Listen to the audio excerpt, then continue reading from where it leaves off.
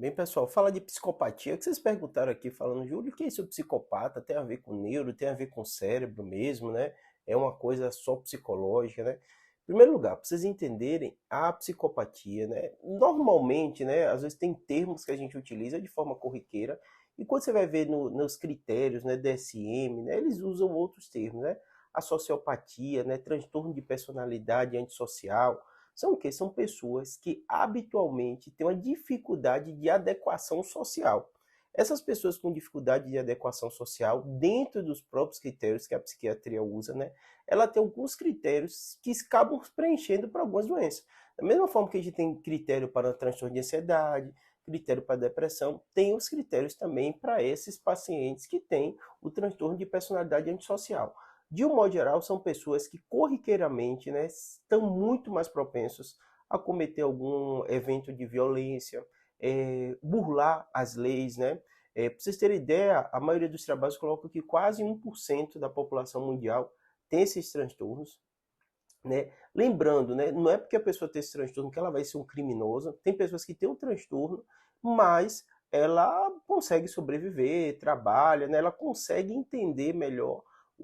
Geralmente são pessoas que são mais trabalhadas, são condição de família que observam alguns traços e acabam trabalhando melhor essa pessoa e ela aprende a conviver, né? Pra vocês terem ideia, alguns colocam uma metáfora para vocês entenderem mais ou menos. São pessoas que têm um certo embotamento, ou uma dificuldade, ou um fator que normalmente é do próprio cérebro da pessoa, mas também tem um componente ambiental de perceber ou se sensibilizar pelo outro, né? Um embotamento emocional. Então ela não costuma ter uma empatia contra o sofrimento da outra pessoa, como a maioria de nós seres humanos tem, né?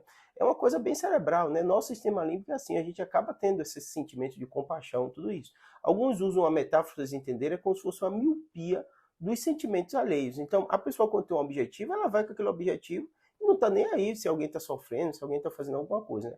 Normalmente, quando a pessoa tem um certo fator ambiental, isso acaba fazendo ela ser, muitas vezes, ir para o crime, uma série de coisas. Né? Ela não tem uma certa sensibilidade, ela não compreende bem o sentimento do outro, então ela vai pensar nela e vai cumprindo, então ela quebra as regras, uma série de coisas. Né? Lembrando, né, que quando a gente fala isso, como qualquer doença tem sim tratamento, tem controle, tem como psicólogo interagir nisso, tem várias pessoas, né? Na verdade, a maioria das pessoas que têm psicopatia, elas não vão ser criminosas ou serial killer, ou vão sair matando os outros, ou vão ter agressividade e violência, né?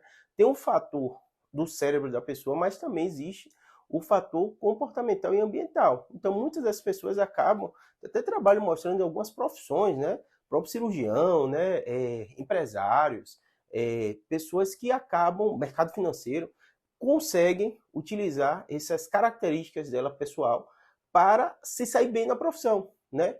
E algumas profissões exigem uma certa frieza, vamos colocar assim. Então, nem sempre a pessoa vai usar essa característica, esse comportamento, esse aspecto, né, da doença que ela tem, né? Porque tem critérios que se fecham para ela para cometer crimes. Mas quando você olha populações, né, carcerárias, presidiárias, a incidência de pessoas com esse transtorno é altíssima, né? Tem trabalho norte-americano que bota 40% das pessoas que estão presas lá nos Estados Unidos. Aqui no Brasil não tem muito trabalho sobre isso. Ter esse traço. Então imagina, 1% da população, quando você olha dentro de... Óbvio que são trabalhos vários, bem específicos, né? São indicadores e números muito maiores. Né? Então, está mais propensa, sem dúvida nenhuma. Está mais propensa ao uso de drogas, sem dúvida nenhuma, de cometer crime, de acidente, uma série de coisas, né? Como ela não tem essa empatia. Então, quando a gente começa a entender a doença, né, assusta a gente, porque a gente vê números altos, né? Mas, de outro lado, aprende a gente identificar como se proteger, né? Porque essa pessoa, normalmente, né, em ambiente de trabalho, tudo isso, ela pode ser muito danosa por essa dificuldade dela de entender a empatia, uma série de coisas, e ela vai lá e cumpre o objetivo sem muito remorso, tá bom? Espero ter ajudado. Se tiver alguma dúvida, se quiser que eu faça mais vídeos sobre esse tema, eu faço também, mostro critérios, né? Se você botar aí no Google, você acha critério, acha score, né? Que a gente consegue fazer. Tem alguns até que são auto-aplicáveis, né? Possível você fazer, vou deixar aqui também, tá bom? Espero ter ajudado, abraço.